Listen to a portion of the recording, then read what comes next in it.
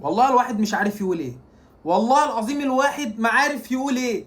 بجد اقسم بالله لعيبه عاله، اقسم بالله لعيبه بتفرط في اسهل دوري في تاريخها مش هتشوفه تاني. ده الاهلي نازل مستسلم لك، الاهلي نازل بيقول لك اكسبني، ضيعت لك انفرادين. يعني انت في اول اصلا ربع ساعه كنت تبقى 2-0 مستريح. يا عم ضيعتها وقلنا مش مهم طالما بنلعب كويس وبادئين الماتش كويس وضاغطين وماسكين استحواذ تمام. جات لك ضربة جزاء ضاعت، بعد كده اتعادت جبتها. تحس ان انت بتعاند نفسك عشان ما تكسبش، بتعاند نفسك عشان ما تكسبش والماتش يبقى سهل عليك. المهم اتعادت دخل الجون، قلنا الحمد لله. الشوط الاول خلص 1-0، ننزل نمسك كوره، ننزل نلعب كوره. طب مش هنلعب كوره نقفل كويس، لكن ولا عارفين نمسك كوره نهاجم ولا عارفين نقفل. انت دورك كمدرب ايه لما اللعيبه تبقى قدامك بقالها 10 دقايق من اول الشوط التاني ما بدأ مش عارفين يمسكوا كوره، مش عارفين يباصوا، مش قادرين يجروا اصلا، وانت قاعد بتتفرج عليهم؟